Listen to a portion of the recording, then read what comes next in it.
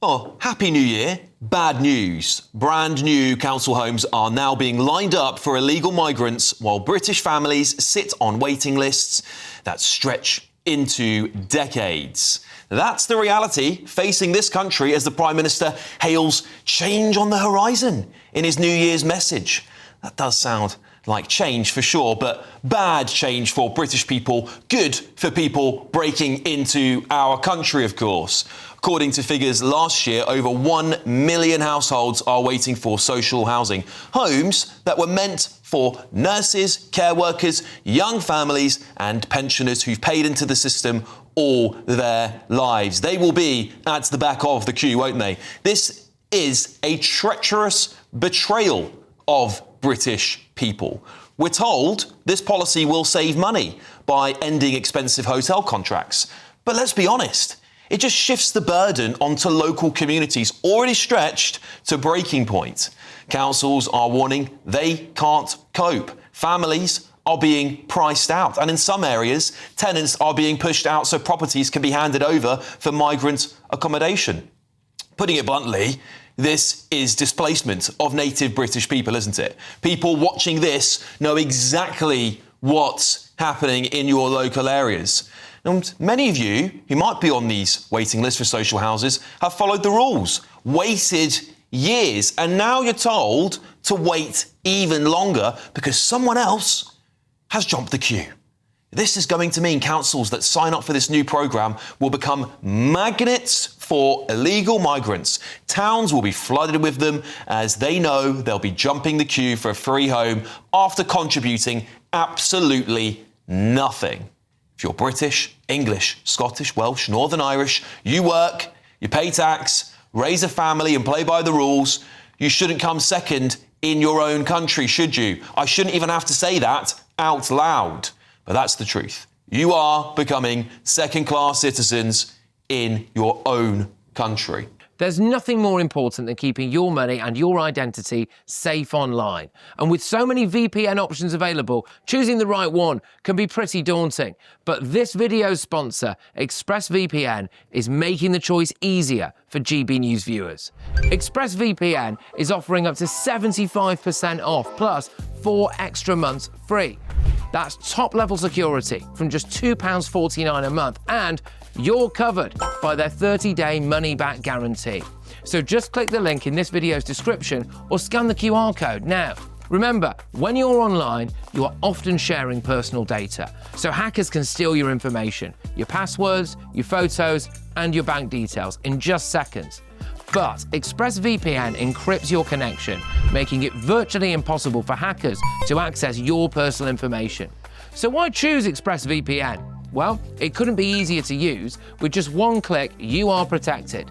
And ExpressVPN uses military-grade AES 256 encryption, which is the same standard trusted by the US government to guard their classified information. With their new tiered plans, you can protect up to 14 devices at once and manage passwords securely. Live chat support is available 24/7, and it typically connects you in under a minute with a real person. Click the link in this video's description or scan the QR code to get up to 75% off ExpressVPN, plus 4 months extra for free. Start protecting yourself today with ExpressVPN. And joining me to talk about this, political commentator Ahmad Bogle and former Labour advisor Matthew Laza. Matthew, I'll start with you.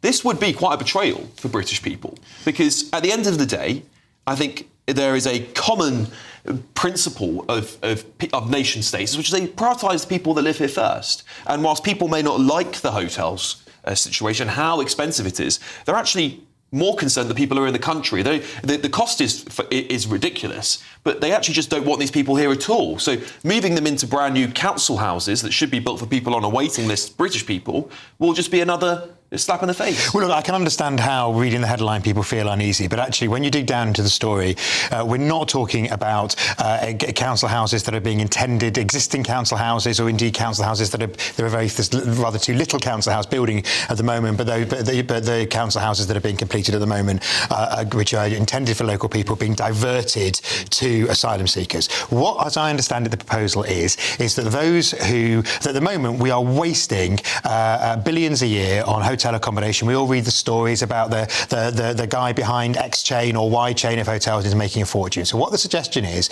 that rather than doing that, this is a cheaper option to buy up some houses and sort of some student accommodation, or even old hotels that were no longer functioning, but particularly to buy up houses that can be an asset, which when Labour brings down the number of asylum seekers, which I hope it is going to do with the tough policy that Shabana Mahmood's announced, that when it is not needed for asylum seekers, it will then be an asset that goes to the community. So rather than giving money away on hotels, which you never see any return for, you are saving money in the short term and leaving an asset which is of use for the community in the long term. Absolutely agree. We need to get the numbers of people coming over in small boats right down, but we need to do. This is a better way of managing it in the short term. We've got to find a way of managing it in the short term. Well, Matthew, it sounds very nice what you're saying, but it doesn't change the reality that those homes should be going to British people first, right? That's the problem, Aman. And regardless of whether this is a temporary measure, I don't think it will be. I think once these people move into these houses, they'll be there permanently. They'll probably be there forever, and they'll be claiming on the state and all these other things too.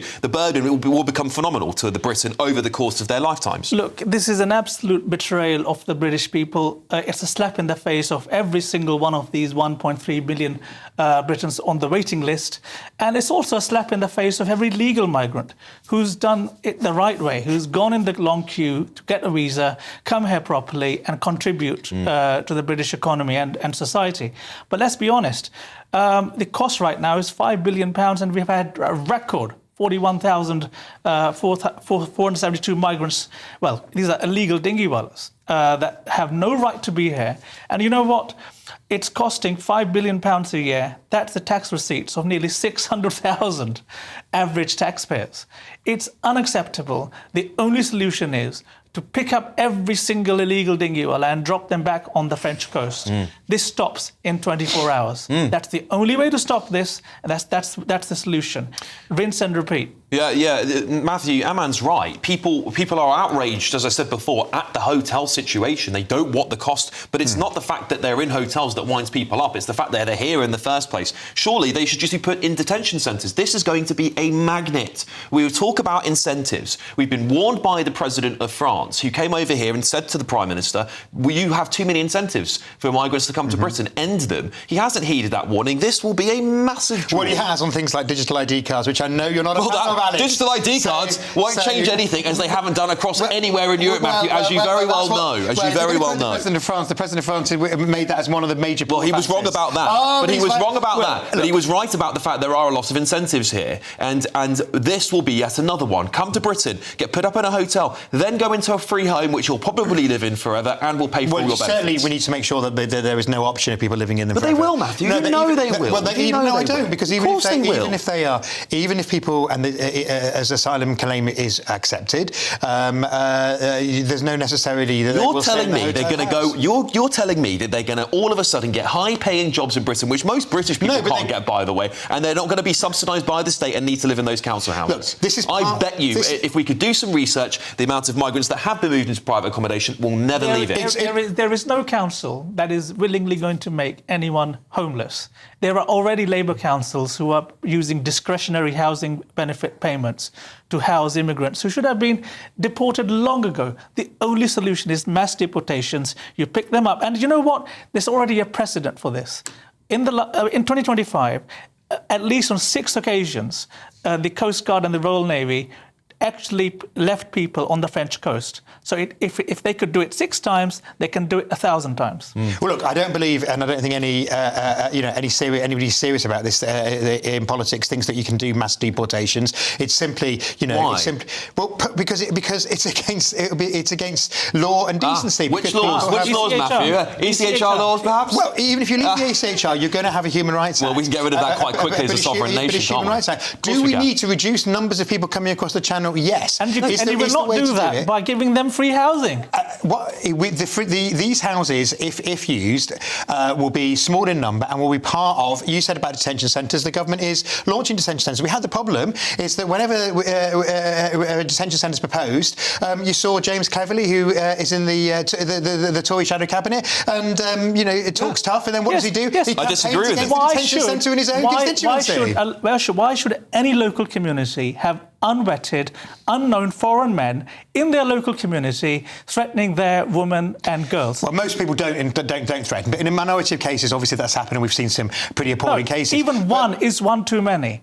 But absolutely, and look, of course it is, and that is why we need an asylum system that works. Labour inherited a huge backlog. It is trying to get through the backlog. I think the government should have... second highest ever number of illegal migrants coming to Britain. And it should have... Apart from the highest ever year, which was one of the first years that it happened. And that is too high, and that is why the government acknowledges that, and that's why Shabana Mahmood, since she's become Home Secretary, has been absolutely clear that she's going to take serious action, including things like, you say about people staying, even if people's asylum seekers' claims are accepted, they're not going to be given indefinite leave to remain, i.e. the chance to live in Britain forever. They're going to have that review continually. Well, that would be that would be mass deportations in the end, Matthew. I just don't think Labour have got the stomach to do it right now. You want a tougher government. Where their country's safe. Yeah, well, those countries are never going to be safe by our standards. That's the problem, isn't it, Matthew? I mean, we say places like Rwanda aren't safe, but some of our football teams sponsor them as holidays for British people. No, we want to send them back to Rwanda. And of course, the Rwandan government won't take them. So what's happened this week is the government has taken action against Rwanda. The Tories gave Rwanda money. We are being tough with them. So they take people who shouldn't be here. But listen, I think whatever you say about this, unfortunately, I think the vast majority of British people are going to be outraged at this story, and I think Labour shouldn't be doing it. It shouldn't be creating more incentives. But there we go. What do you think at home? gbnews.com/your say. A government spokesperson has said this: the vast majority of social homes in this country go to British nationals, and priority is given to local people who need it most. People who arrive in the country illegally or migrants on student or work visas cannot access social housing. Work is well underway to shut every asylum hotel, with more suitable sites such as at disused military bases coming on stream to ease the pressure on communities and cut asylum costs. We are working closely with local councils and property partners to speed up delivery.